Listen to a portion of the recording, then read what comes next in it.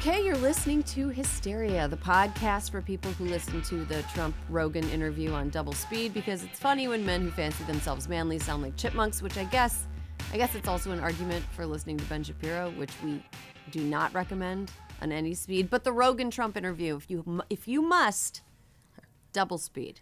I wish you had told me that before I listened to the whole thing at regular speed. Alyssa. I did.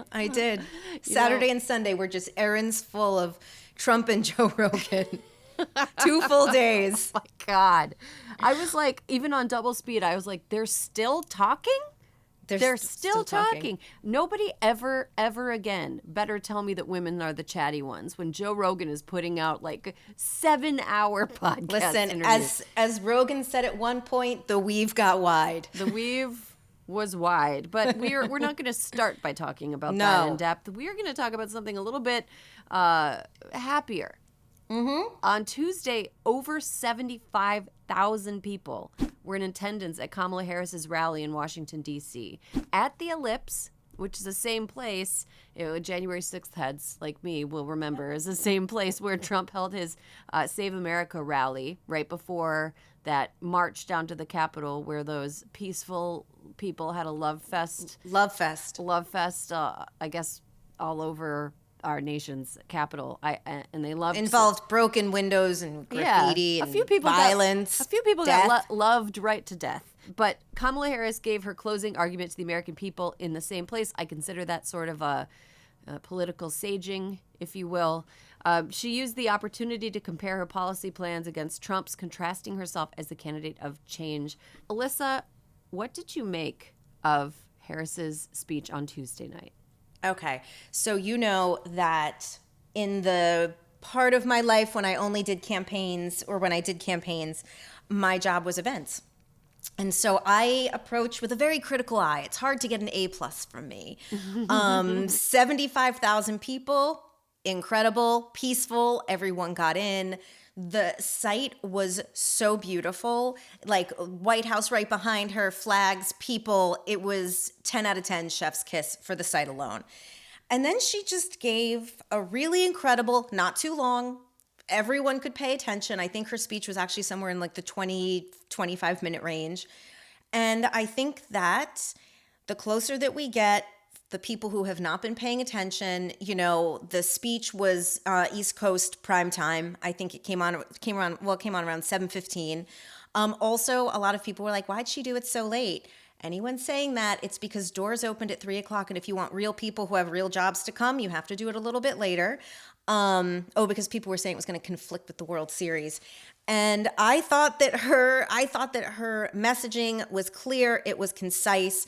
The contrast, which is really all you need to be doing right now, it's all cause and effect, right? If you elect him, this is what will happen. If you elect me, this is what will happen. She has the to-do list. He has the enemies list. I thought it was an excellent speech. I thought it was a great closing argument. I thought she delivered it wonderfully, and no technical or site flaws.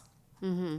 Yeah. Well, I mean, who can argue with that? I thought it also, she just like looked so powerful and sounded so powerful, sure of herself. I don't want to shade Hillary Clinton because whatever, in the past. But one thing that I remember thinking in the waning days of 2016 was that she was always like reaching for something, reaching for a presence, she was coached to be something that she couldn't quite be in public. Now, whether or not that was like the fault of her advisors, I don't know if it was a personal shortcoming. I think she was just told she had to be something that she couldn't quite be. I think that's right, because it's like if you look at it, Hillary's concession speech was is probably the greatest speech she ever gave. And so I think that when she had 0 fucks left, we saw the real Hillary. And I also thought her DNC speech this year was great. She had great presence. But I think in the waning days of 2016, it felt like I was watching somebody who couldn't quite be what she was told she had to be. Mm-hmm. Kamala Harris was so confident, and so it was like this person is exactly where they should be. She is saying exactly what she needs to be saying. She believes what she's saying. She knows that she can do this, and she's like locked in. She is like, she's cooking, as they said in Crooked Media Company Slack last night. She's cooking. And I thought her message was really good, really resonant. I'm going to go ahead and say this because I can, because I'm a yapper professionally. Her remarks that we need to lock arms instead of pointing fingers. I agree. I think that is such a healing way for the next leader to view the political divisions that have been sown for the last 9 years in this country. I don't know if I feel that generous and forgiving, but I'm glad that the person that I'm supporting for leadership does. I think it's going to take a lot of people at the top who really truly believe that we can heal whatever has rended us apart in order for that to start to happen. But I'm glad that she has idealism around rebuilding a unified country. I'm glad. I agree. And also, just to go back to my practitioner ways, I'll tell you this. The night before the election in 2016, Hillary was in Philadelphia, or suburbs of Philly. No, actually, she was downtown Philly. She had Bruce Springsteen. She had the Obamas. I think Jay-Z was there too. She had 30 to 35,000 people, if memory serves. And like, I do believe crowd size doesn't tell you everything, though Donald Trump does think that, which is why he lies about it all the time. But to see that many people in a place like in DC is going to be blue. DC is blue. Maryland is blue. Like, these were not people who, themselves really needed to come out. Do you know what I mean? Like, they were probably pretty baked in, like they supported her. But to see that 75,000 people came out, it's pretty incredible. On a school night. On a school night. Yeah, I was actually, the crowd size was jaw-dropping to me. Having it at the Ellipse was quite a confident move. Yep. A confident move on the part I of love the a campaign. message venue. I love a message venue. I also read that there was overflow, that they maxed out at 75K and people were on the National Mall watching her give the speech. And it was just kind of stunning to me because I live in this sort of like insular group of, I wouldn't really choose to be around Trump supporters given the option of doing literally anything else. But I'm not in a place where I really have an accurate read of how things are. And I just was kind of blown away by how many people were willing to take time out of their day, brave the pain in the ass of going to an event that has that amount of security, stand out there for hours, like to listen to her give a 20-minute speech. It's like, that's really impressive. And I was like, I guess there are things going on that are positive things that I can't see. You know, 100%. I think I always assume that there are negative things that I can't see and they're going to sneak up and get me because I have anxiety and that's what it is to have anxiety. But also there are positive things out there sneaking around, hiding under your bed. Creeping. Hiding under the bed, whispering compliments like, you're doing a great job. You're and then really smart. Yes, exactly. It felt like an upside surprise. And that was like really encouraging to see. I did want to point something out, another thing that happened that could be an upside surprise. Did you by chance watch the Washington Commanders football game on Sunday against the Chicago Bears? I did not. It had one of the greatest endings of any football game of all time. So basically the Commanders, formerly known as the racial slurs, they were behind the Bears, and they had the ball, I think, at like their own 40-yard line. It wasn't looking good. Oh, I did see this. 5 seconds left on the clock. The Bears were already celebrating because it had been a close game. The quarterback for the Commanders steps back, like runs around. Time runs out on the clock. So he's got it, this is going to be the last play of the game. He like weaves around, he waits for a block, he waits, and then he just chucks it as hard as he can at the end zone. And there's a group of defenders jump up, and they tap it in the air. A Washington Commanders player in the end zone catches it. They win. Here's why that matters. Ever since 1937, when the Commanders moved to Washington, there's been something known as the Commanders rule. When the Washington team wins their last home game before an election, the incumbent party always retains the White House. If the team loses, then the rival party goes back into power. And that's been true since, so the home team won their last home game. Had no idea. Before the election. Oh, it did fall apart in 2004 after George W. Bush won. Yeah. But then Barack Obama won, following a Washington loss in 2008, which brought the rule back. So there's been one time that it hasn't been true. But isn't that exciting? Look, sports and politics. Isn't that exciting? Same in 2004. That is exciting. I mean, 2004 tells us about as much as a poll does at this point. Look, so, it's like there are certain states that the way they go is always the way that the country goes. It's like you don't know if that's always true every time, but yeah, we'll take it. I know. That's just a fun little thing. Also, just, if you haven't seen that highlight, it is a really even if you don't care about sports, it is a really thrilling moment. So you should go ahead and YouTube that guy because it's fun to watch. Okay, well, yeah, the speech was great. I'm feeling good, actually. Feeling as good as I ever have about this election going into this final week. Now, unfortunately, we're going to have to talk about something else. I'm going to just say this. This is 100% because my friend Erica from home, hello, Erica, is a listener in a deeply purple state and a deeply red part of a deeply purple state.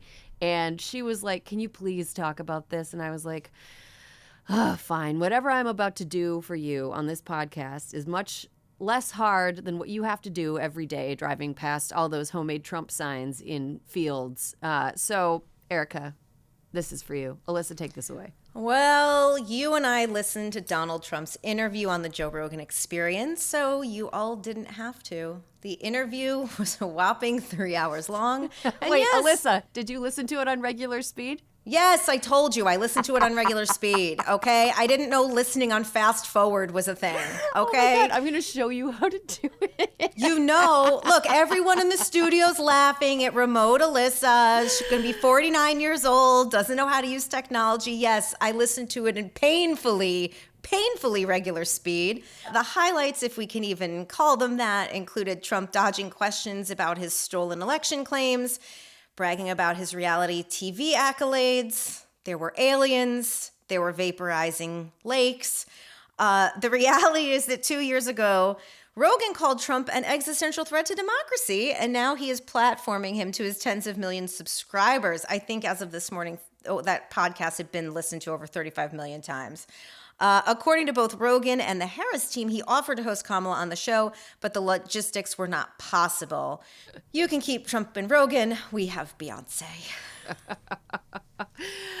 Okay, so I'm going to be mean. I'm going to be mean here. I am not, this is not a podcast for me. It's not for me. It's not. I'd never listened to it before. Yeah, it doesn't really interest me, but it's fine. Not everything is for me. That's fine. I was struck by how fucking dumb both of these guys are. Just aggressively fucking stupid. And I was like, that was the first thing. I was like, wow. Second thing was that Rogan, given the limits of, he's a very curious person, which I think is why he's good at making a podcast, because he does have like a sort of curiosity, despite the fact that I'm like, you can kind of hear the squeaking of the brain cells. There is a lot of curiosity there, right? But what struck me was how much Joe Rogan was trying to help Donald Trump along on the interview.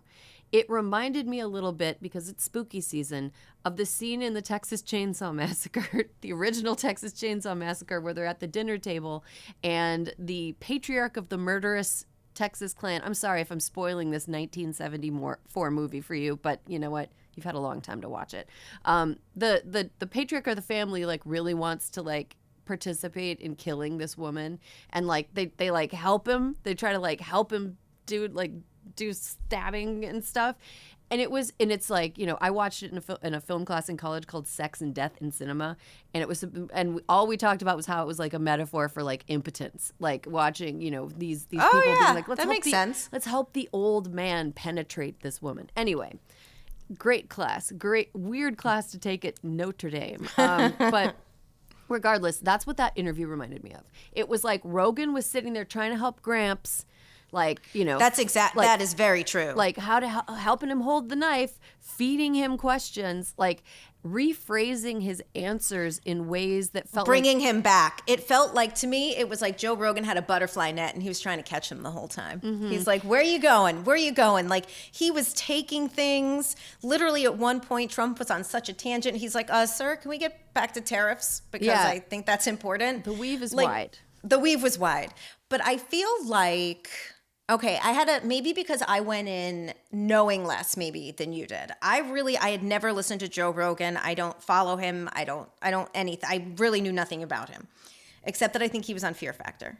Yes, right? He was. Right? He was on, which I watched. And so he's been hit on the head a lot also. Yeah. I was interested in the fact, I found it maybe impressive, I guess is the word, that he sat there and conducted a 3-hour interview. Like, I thought that was interesting.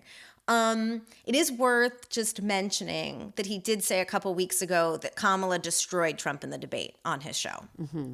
Yeah. So I was like, okay. So I went in with a little bit of an open mind. Like, it is really hard to listen to Trump talk about his time as president for us, right? Like, I guess, like, the podcast wasn't for us, right? And so I tried to listen to it knowing that it wasn't for me.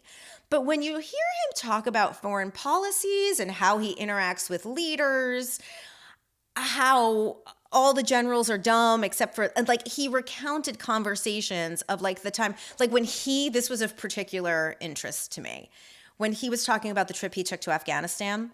And okay, Erin, I went to Afghanistan 2 or 3 times. I went to Iraq a couple times. Like, I am keenly aware of what he went through to get there. Mm-hmm. And he's talking about it like, he's like, and then they come back. They tell me we got to turn all the lights off. And so we have to turn all the lights off on Air Force One, even the blinking ones outside. And he's telling this story, and I was like, yeah, dude, it's lights. Okay? And you only turn them off. You usually turn them off once you get through Turkish airspace, right? Like, that is when you turn the lights off. And so there were particular parts where I was like, I know you're unfit, but you are so unfit. Like, and he talked about things like when he got on the ground where the soldiers asked him, they're like, sir, do you want to take a rest? Do you want to go whatever? There's no fucking way that happened. There is no way. When you get on the ground, you're the president of the United States and you're in fucking Afghanistan, you are in and you are out. No one's taking a rest. But he used it as a vehicle to be like, I'm sure when Sleepy Joe came, he took a 4-hour nap. And it's like, no, he didn't. Like, there are such unnecessary lies that he tells. And he talks about how he was telling the generals on the ground to override what people in DC said, and how all the generals on the ground were talking trash about, like, Milley and Mattis and all that. And no, they weren't. No, they weren't. No, they absolutely weren't. No, and so, they like, weren't. And the president being like, why don't you just, like, circumvent the chain of command? Is yes. Like, what? It's treason. Like, what are you talking about? Like, there were so many points. But that's what I mean when I say that Rogan is, like, curious but dumb. Because no, like, he didn't stop any of that. He let him just keep talking. He didn't push back on it. I was mostly just, like, interested when Trump started talking about aliens, and Rogan was like, I'm not sure that's true. Wait, no. This was the part that really, there are 2 parts that really got me. Actually, 2 big parts, and then there were a couple little tells that I kind of want to get into. One was the part when they were talking about how Rogan suddenly brings up that the middle of California used to be a lake. Oh, yeah, this was a good one. This was a good one. But then they conflated these 2 lakes. There used to be one, like, prehistoric giant lake in the middle of California that just no longer exists as a result of just, like, natural changes in the ecosystem, right? Because it was a prehistoric lake. But what remained of it for a significant period of time and into recent history was a large lake in the Central Valley that was over irrigated to feed a cotton crop, and cotton should not be grown in in California because it's too dry and cotton requires a ton of water. So it was over irrigated, and then a drought happened and the lake essentially dried up.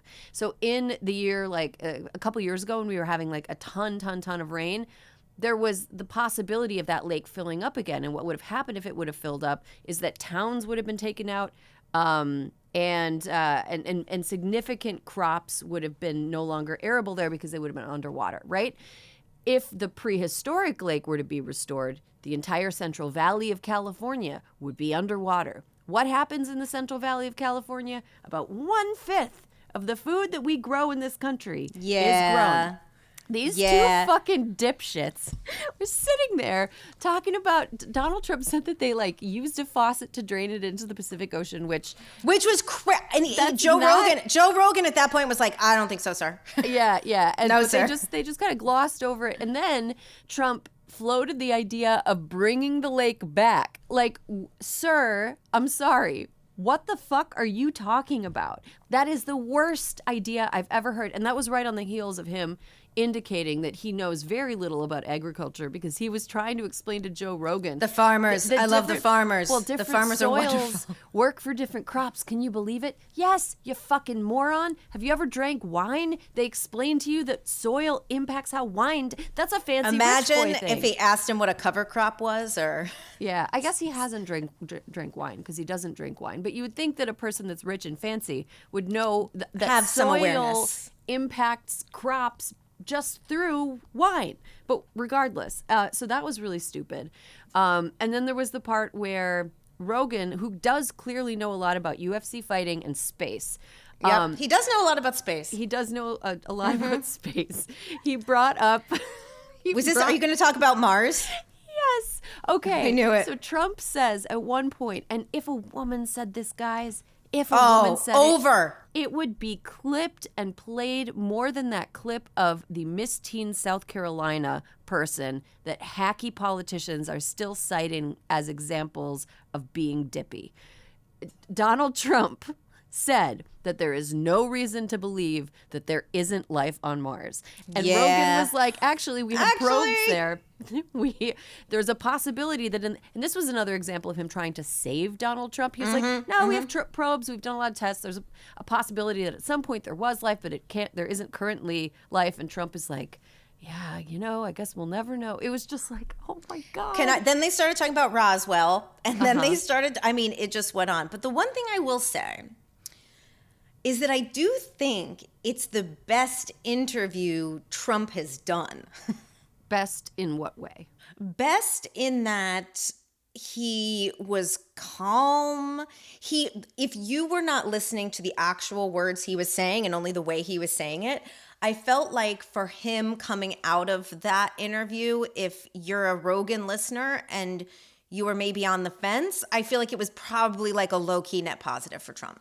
I don't know if any Rogan listeners are going to be on the, I don't know. Maybe they're libertarians. I don't know. I think that if you are a person who knows what they're talking about most things, they would come away from it, and if they're curious, if they lead with curiosity, they would be like, he didn't really get checked a lot because Rogan during the interview said he doesn't believe in fact checking. Anybody can nail an interview if you can just go in and say whatever the fuck you want and make shit up, and that's what he did. And I think which is why I say it was probably a net positive. Right, but if you're a curious person and you're like, I wonder if those things are true. There were so many falsehoods that he said, and there was one part with Joe Rogan where Rogan kind of pressed him on like, if you believe that all of this fraud happened in 2020, then like, where's the evidence? Are you going to show it? And Trump kind of gives a Sarah Palin-esque answer, like books. I've got books of it. And Molly, and then he cites Molly Hemingway, one of the dumbest bitches in the entire game, and a book that she wrote, which obviously was not enough to convince literally anybody of consequence, including Republican secretaries of state and government officials, that there was any merit whatsoever to Trump's claims that in 2016 and 2020 there was any kind of fraud. Another thing is, like, when he was telling these stories, he mixed up details from the 2 years in a way that is like 100% telling about his ability to recall facts. He told a story about a poll in Wisconsin that he said in 2016 found him down 17 points the day before the election in Wisconsin. That was 2020, and he did lose Wisconsin. So that was kind of crazy. He also, every single number that Donald Trump throws out is basically not true. It's an exaggeration in a direction. He exaggerated the number of miles of border wall that he built. He exaggerated how many people have been at his crowds. If you notice in the interview, he uses numbers over and over again that you're like, how is it that 28,000 people were outside of that McDonald's, but also 28,000 people were at a rally? Like, wow, that's what a crazy coincidence that there just happened to be 28,000 people at these two events that you name within 5 minutes of each other. Very weird. He also kind of lied about he lied about his Las Vegas crowd size. He lied about Kamala Harris being the border czar.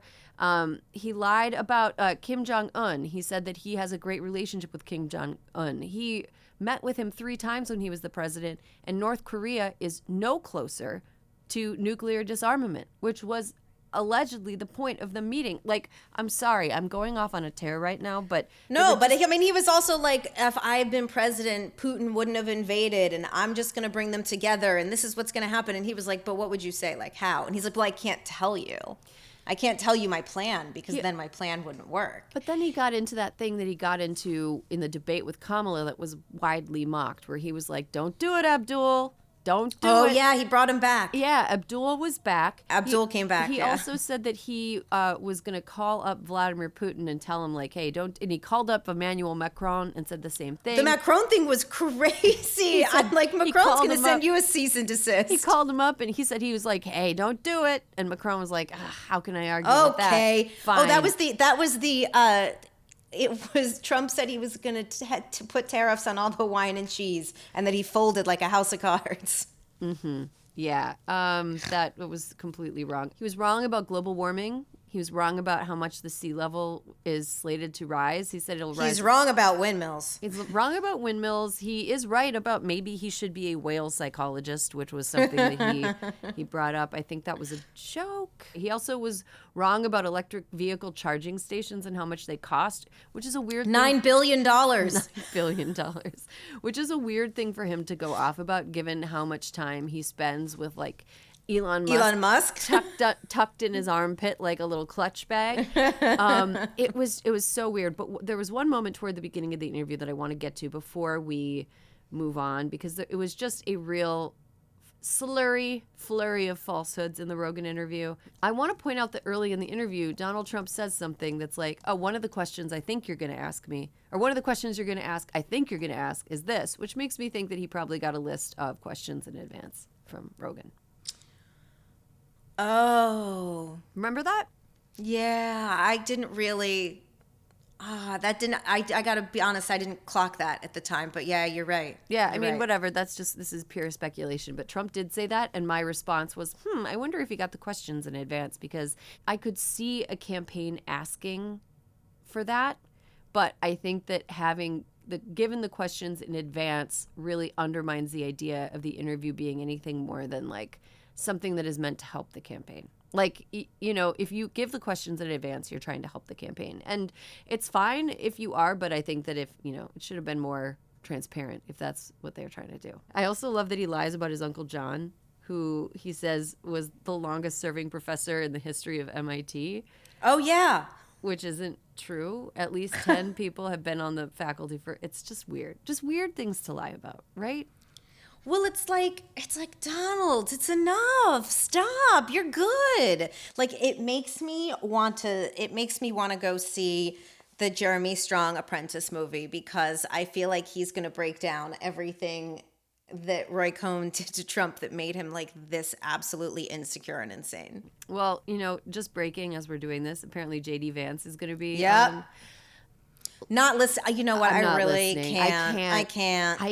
I can't. At least Donald Trump is funny. Not when he's not always trying to be funny, but at least it's kind of but funny. It's like I chuckled. There were times I chuckled. Yeah. I mean, not with him, more at him, but still. Yeah. No, JD is look, Donald Trump is truly dangerous. There's a malevolence to JD Vance that I can't give him the download, Erin, not even on double speed. You know, think about the most annoying kid in the debate club. Do I want to listen? Do I want to spend 3 hours of the life that God has given me on this earth, of the time that I get here, listening to a debate club champion try to smarm and bro down at the same time. I listened to him on that one like broy podcast where those guys in their 30s try to act like they're 21. I don't remember what it's like a Miami based dude podcast. And listening to JD Vance try to be like, yeah, me and my buddies, blah blah blah. It was just like, JD, you don't have buddies. None of us believe that. Are the buddies in the room with us, JD? You don't have buddies. And it's even funny. Well, the thing that's a little funny about it too is that after the crazy MSG rally, a lot of Republican ladies are like, you're too you've crossed the line. You are too broy. Mm-hmm.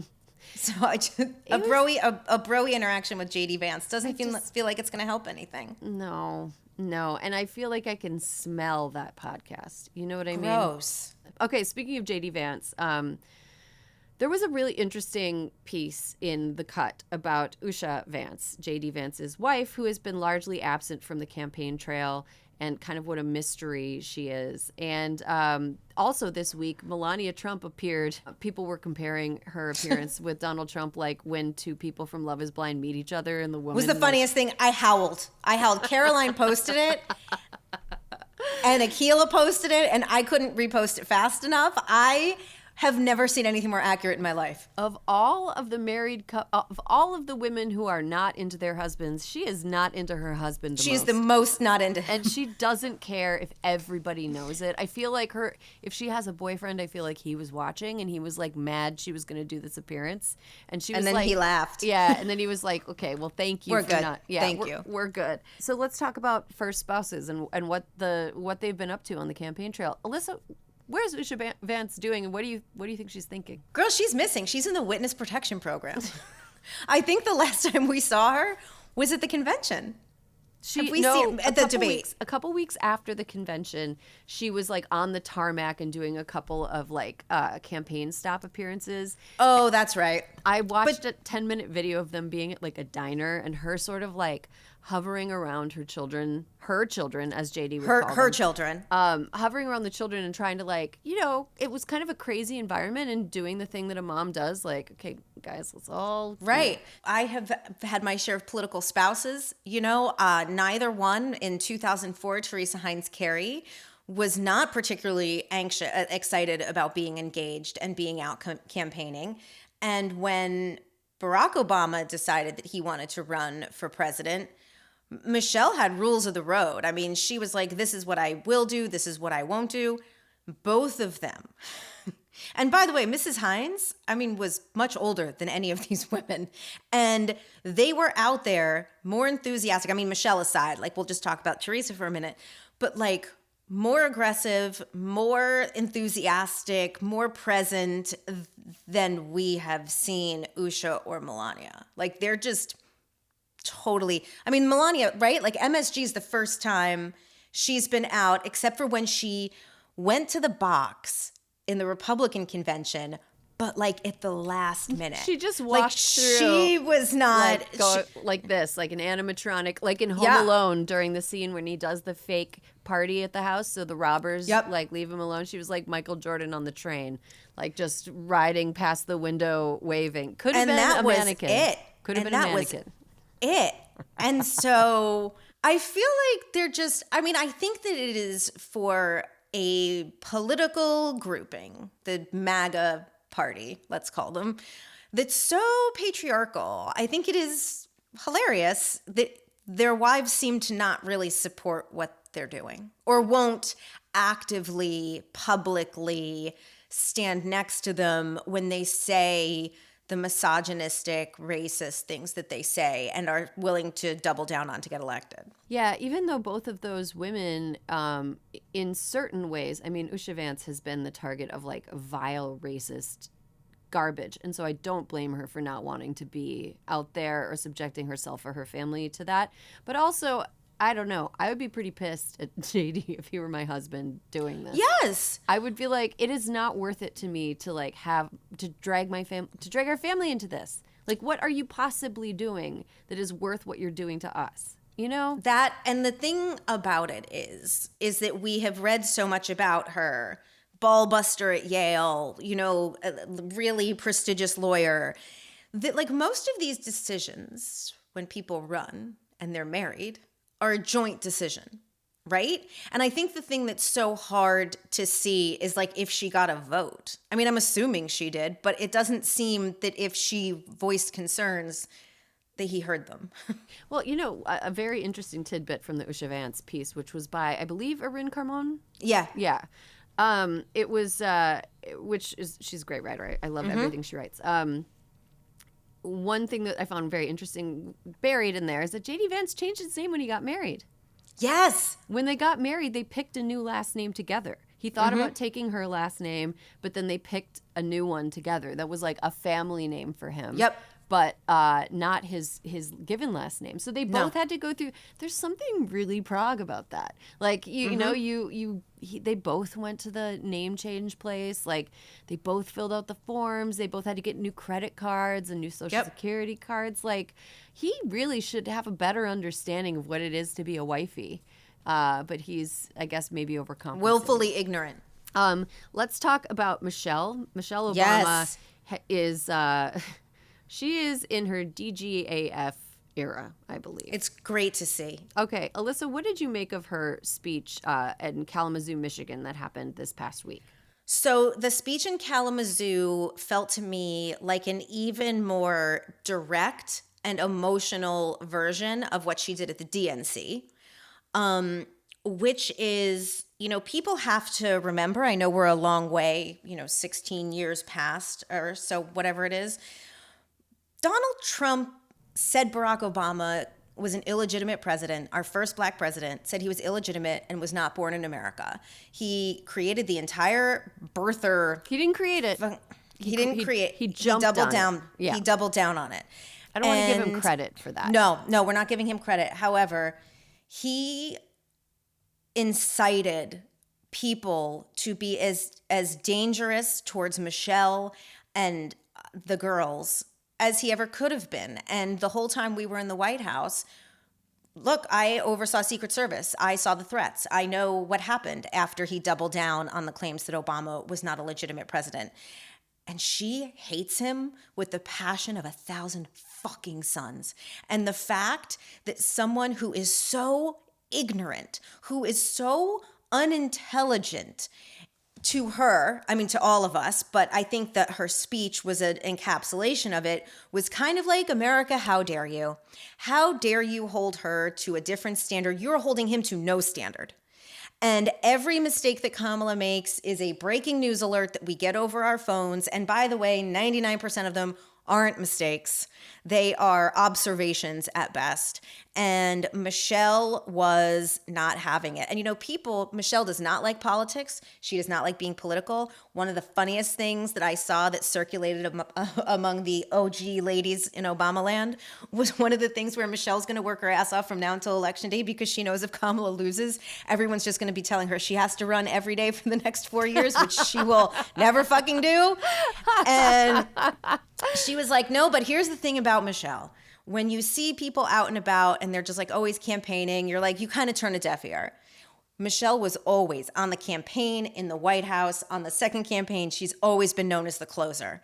And when you bring her in, she's like, let me go. And she did. And that Kalamazoo speech was she put everything into that. And I think that she's probably like the single best communicator about what's at stake in this election that's on the stump right now. There was a moment in the speech that really stood out to me that got me emotional. And it was when she was pleading to men to see women as human beings. And I got the impression from that, like there was something so emotional about being like, please see me as a person. Please vote for your daughters' lives. Please vote for the humanity of half of the population. It felt to me, and maybe I'm projecting, it felt to me that the subtext there was, we are not going to ask please anymore. This is the last time we say please, because I think that like gender relations in this country are really like at the edge of tenability. Erin, it's like, I don't think we talked about it, but when JD Vance, when all the stuff came out again about the childless cat ladies, oh my God, I'm like getting teary. That like really hurt. Like you're like, wow, there's like someone who just doesn't think I'm a person. And I don't care what JD Vance thinks about me, but they believe it. Like, they believe it, and she knows they believe it. So I totally agree about your assessment of that part of her. I mean, it was very emotional, and she fucking meant it. I will say this about being a woman, whether or not you have children. I believe that being somebody who thought that I would not have children and now having two, I think that there are aspects of the human experience that are accessible to us, whether or not we have children, that are just not accessible to people who are men or who have never, ever lived as girls or women. They're just not accessible. And the arrogance and willful ignorance and stupidity that it takes to think that you are a man and therefore your experience is the default and anything outside of that range of experience is illegitimate is like both stupid and unnecessarily depriving you of understanding the full human experience. Like, are you fucking kidding me? You really think? You really think? I almost feel, in a little way, if they weren't such bullies and assholes, I feel sorry for them. I feel sorry for people for men that cannot see us as full humans and do not understand that the beauty of our experiences and the beauty of our lives. I feel sorry for people who see that as illegitimate, because you are like closing yourself off to like so much beauty and meaning in the world. And joy. Yeah. It's an interesting thing that a couple months ago, it was right after JD was picked as vice president, and he was doing a stand-up press conference, and someone asked him what brought him joy. And the fact he couldn't just say my fucking kids, like he didn't have to name them. He doesn't have to trot them out. He can just be like, you know what? My kids bring me joy. He came up with some cockamamie answer that was like, well, I'll tell you what, not the media. Yeah, that's what he said. And it's like, what is missing from your life and your experience, like as you go through the day, that wasn't the first thing that popped to your mind. Alyssa, like if you ask DK what brought him joy, my husband, for those who don't know, 100% he'd be like the cats. Like, I mean, I'm just saying. Alyssa, at the time, he had a puppy. We just still don't know it was his. And a fucking puppy. No, he's had dog. Like he's always. But no, he has. But your assessment of him when he was trying to go up the stairs to the plane with the dog, you were like, he's never done this before. He has never had the dog out in public. Someone else is taking care of the dog, even if that is his dog. Someone else take care of it. But I mean, he had 3 kids, a devoted wife, and a puppy. And his response was, "I'm mad at the media." I'm mad at the media. I feel like let me tell you something as I try to refine my stand-up comedy routine here. I mean, yours not funny. After that, Peter Thiel had to plug JD Vance back into his little server and upload a bug patch to whatever part of his program was malfunctioning. And then his lithium battery exploded. His battery exploded. I mean, yeah. So we're also seeing Gwen Walls and Doug Emhoff on the campaign trails. They have been out as much as Melania and Usha Vance have been hidden away. And I just think it's a testament to the sort of vision that both campaigns have for the future. One of them is a vision of the men just doing whatever the hell they want. And the other one is one of marriages being supportive partnerships. I think that Tim and Gwen, I think that Kamala and Doug, Erin, they've got nothing to hide. They're not afraid of what questions the press might ask them. They are totally confident in why they are running and what they believe, and they feel fine being out there.